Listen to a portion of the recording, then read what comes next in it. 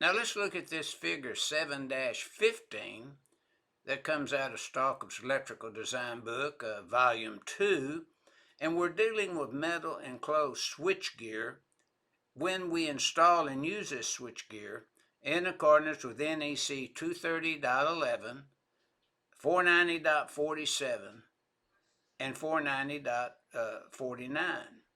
Now notice we could also install this high voltage equipment in a vault in accordance with 230.12 if the designer wanted to, or they could just select this switchgear from Article 490.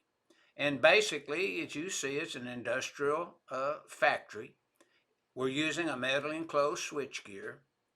The metal enclosed switchgear has some requirements. It shall consist of a substantially metal structure and steel metal enclosure that fully conforms, with 230.211, excuse me. And where the switchgear is installed over a floor, then there should be some protection there, to protect arcs and sparks that might occur from igniting a wood floor. So that's just some additional protection required by 408.17 and 230.11.